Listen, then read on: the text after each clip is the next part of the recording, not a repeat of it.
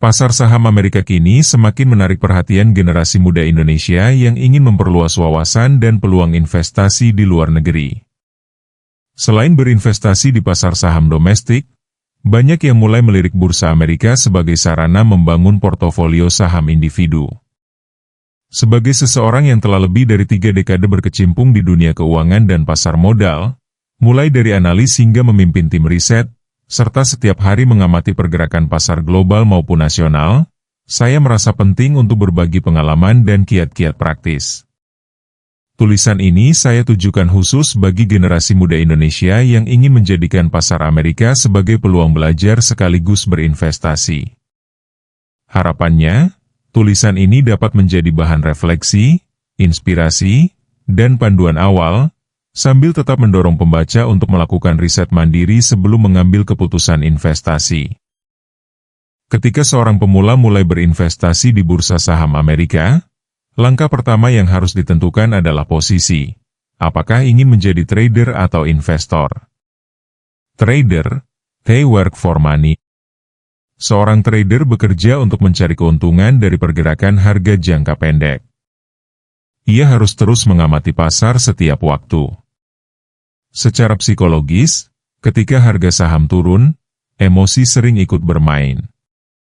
Bagi mereka yang minim pengetahuan dan kurang sabar, kondisi ini bisa mendorong keputusan terburu-buru seperti cut loss, meskipun analisa fundamental perusahaan sebenarnya sudah benar. Faktor eksternal yang tidak mendukung sering membuat harga bergerak berlawanan arah dengan analisa. Seorang investor mempunyai slogan, "Money works for me." Seorang investor menanamkan modal dengan mindset bahwa uanglah yang bekerja untuk dirinya. Fokusnya adalah mencari saham dengan fundamental keuangan yang sehat dan bisnis yang berpotensi bertumbuh di masa depan. Dengan kata lain, investor membeli masa depan perusahaan. Ia tidak sekadar melihat harga murah, tetapi mempelajari kinerja keuangan 5-10 tahun terakhir serta inovasi bisnisnya. Bagi investor, harga saham bisa saja turun setelah dibeli. Namun mindset yang sudah terbangun adalah, saya membeli perusahaan yang sehat secara bisnis, dan dalam jangka panjang pasti akan bertumbuh.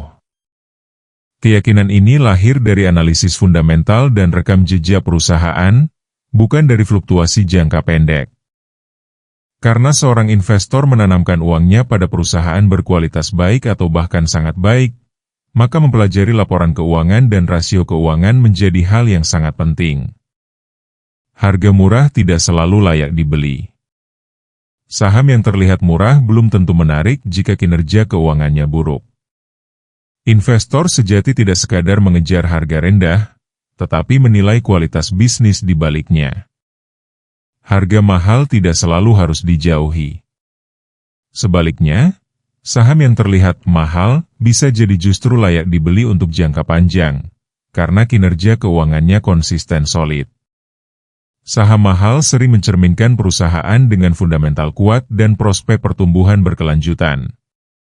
Untuk saham berorientasi pertumbuhan atau growth stock, misalnya teknologi, investor perlu memahami bahwa valuasi tinggi bisa wajar jika didukung oleh inovasi dan potensi ekspansi besar.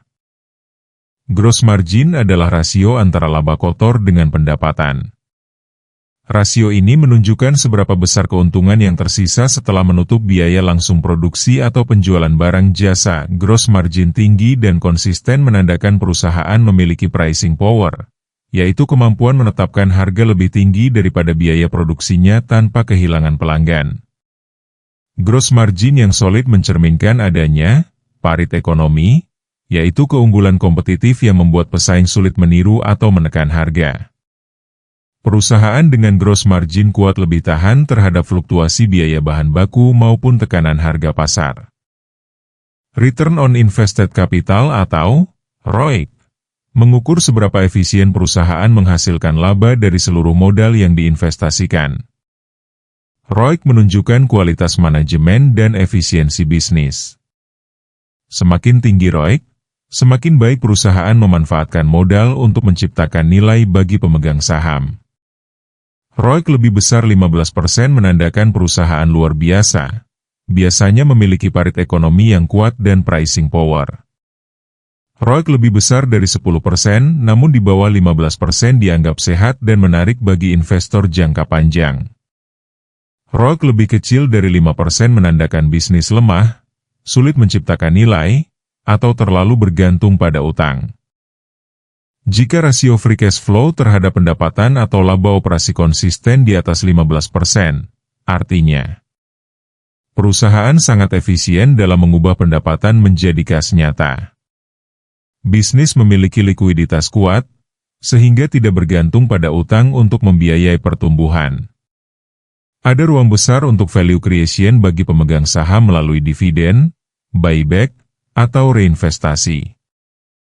Perusahaan dengan interest coverage tinggi lebih tahan terhadap kenaikan suku bunga maupun kondisi ekonomi sulit. Rasio tinggi menandakan perusahaan tidak bergantung berlebihan pada utang untuk membiayai operasional, sehingga struktur keuangannya sehat. Karena beban bunga relatif kecil, kas perusahaan bisa dialokasikan untuk ekspansi, pembayaran dividen, atau buyback saham. Investor jangka panjang melihat interest coverage lebih besar dari 12 kali sebagai tanda perusahaan memiliki balance sheet kuat dan risiko finansial rendah. Sebelum seorang investor mengambil keputusan membeli saham, langkah yang tidak boleh diabaikan adalah mencari dan memahami informasi yang relevan tentang perusahaan tersebut. Sama seperti seorang prajurit yang hendak maju ke medan perang, ia membutuhkan intelijen yang akurat agar peluang menang lebih besar. Demikian pula di pasar saham, informasi adalah senjata utama.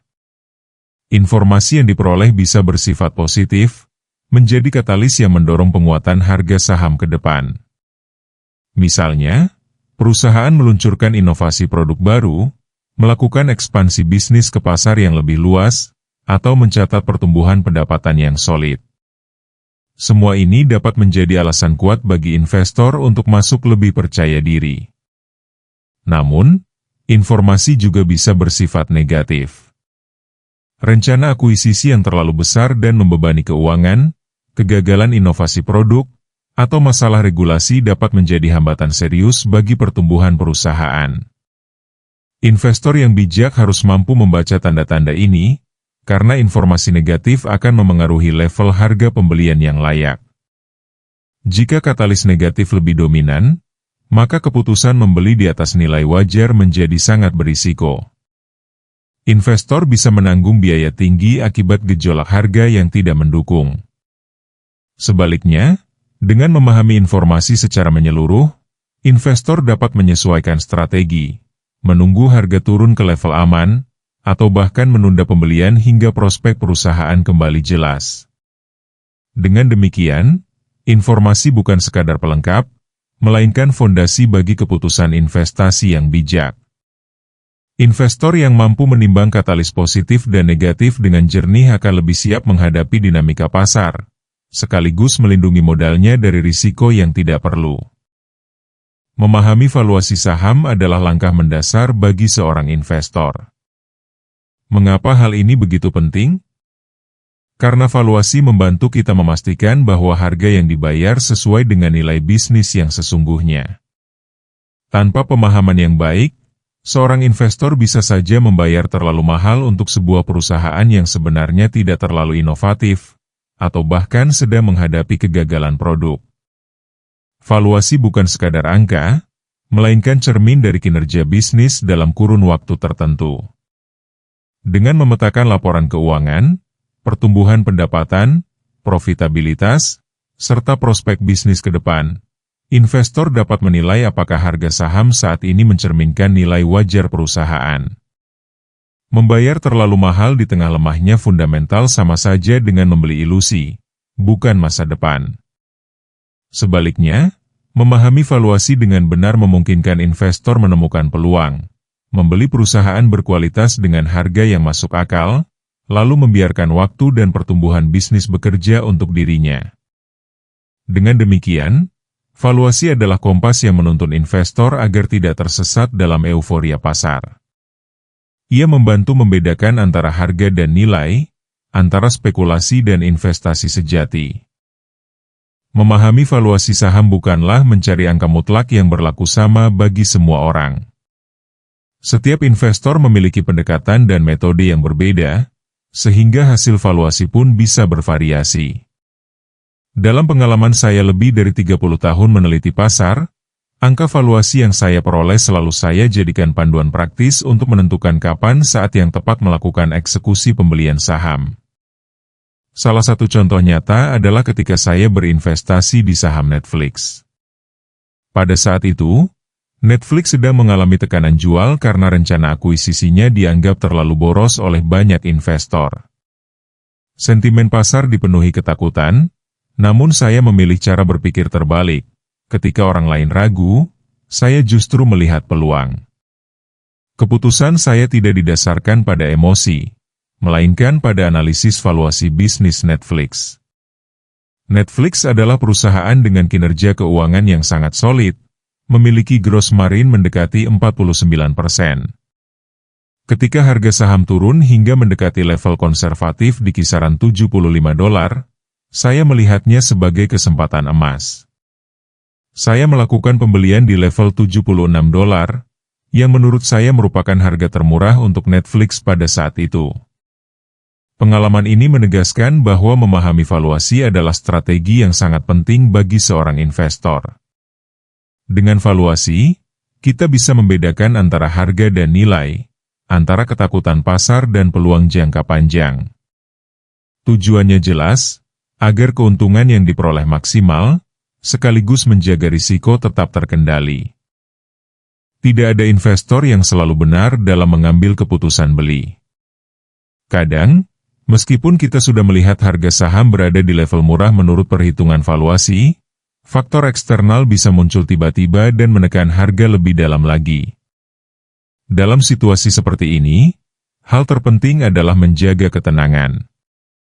Jika sejak awal mindset sudah disetel untuk jangka panjang, maka koreksi harga seharusnya tidak membuat panik. Pertanyaannya, apa yang harus dilakukan ketika harga terus turun? Bagi investor dengan dana terbatas, salah satu strategi yang bisa dipakai adalah dollar cost averaging atau DCA. Artinya, investor membeli kembali saham yang sudah dimiliki setiap kali harga turun dari level konservatif yang telah ditentukan sebelumnya. Misalnya, ketika harga turun sekitar 10% dari level konservatif, investor bisa menambah posisi secara bertahap. Dari pengamatan yang saya lakukan, harga saham bisa turun hingga kurang lebih 30% di bawah harga konservatif. Area ini disebut sebagai margin of safety, yaitu wilayah di mana saham sudah sangat murah sehingga secara teknikal harga cenderung berbalik naik. Namun ada pengecualian, untuk saham dengan gross margin di bawah 10%, harga bisa bertahan lebih lama di wilayah ini, menunggu katalis positif berikutnya. Dengan strategi seperti ini, investor tidak hanya melindungi diri dari risiko jangka pendek, tetapi juga menyiapkan posisi yang lebih kuat untuk jangka panjang.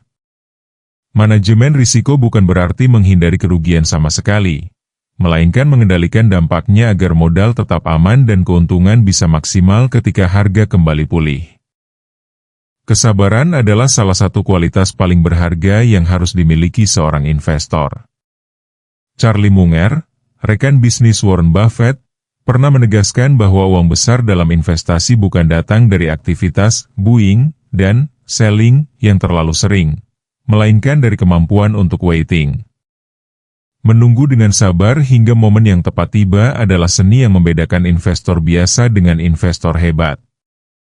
Seorang investor yang sabar akan menunggu harga saham, terutama saham dengan gross margin di atas 50%, turun hingga mencapai titik jenuhnya. Titik ini biasanya berada di level konservatif, atau bahkan bisa jatuh lebih dalam hingga sekitar 30% di bawah nilai konservatif. Ketika kondisi tersebut terjadi, justru disitulah peluang emas muncul. Investor yang sudah menyiapkan diri akan melakukan pembelian besar-besaran, karena tahu bahwa risiko relatif kecil sementara potensi keuntungan sangat besar. Strategi ini bukan sekadar teori, melainkan filosofi investasi jangka panjang. Jangan terburu-buru, jangan panik mengikuti arus pasar, tetapi tunggu hingga harga benar-benar murah. Dengan kesabaran, investor bisa memaksimalkan keuntungan, sekaligus menjaga modal tetap aman. Pada akhirnya, kesabaran bukan hanya soal menunggu, tetapi soal menunggu dengan keyakinan bahwa nilai sejati sebuah bisnis akan selalu terungkap pada waktunya. Untuk menjadi seorang investor yang sukses, ada harga yang harus dibayar. Harga itu bukan berupa uang, melainkan komitmen untuk terus belajar dan mendalami ilmu investasi. Setiap poin yang telah dipaparkan sebelumnya bukan sekadar teori, melainkan bekal yang harus dihayati dan dipraktikkan. Cara terbaik adalah dengan melakukan simulasi seakan-akan Anda benar-benar membeli saham, lalu mengamati perilaku pasar, misalnya melalui pergerakan harga di chart. Dari proses belajar dan simulasi itu, perlahan akan terbentuk pola. Pola-pola inilah yang kemudian melatih intuisi seorang investor.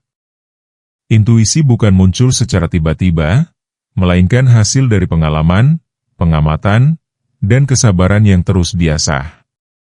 Ketika akhirnya Anda berada di medan pertempuran pasar saham, intuisi yang terbangun akan memberi keyakinan sehingga Anda tidak ragu dalam mengambil keputusan. Kesimpulannya, kesuksesan dalam investasi bukan hanya soal memilih saham yang tepat, tetapi juga soal membangun disiplin, kesabaran, dan intuisi melalui proses belajar yang konsisten. Dengan bekal itu, seorang investor akan mampu menghadapi dinamika pasar dengan tenang, dan pada akhirnya meraih hasil yang maksimal. Kalau Anda ada saran tentang saham apa yang akan dibahas, tulis di kolom komentar. Jangan lupa like dan subscribe. Terima kasih sudah menonton.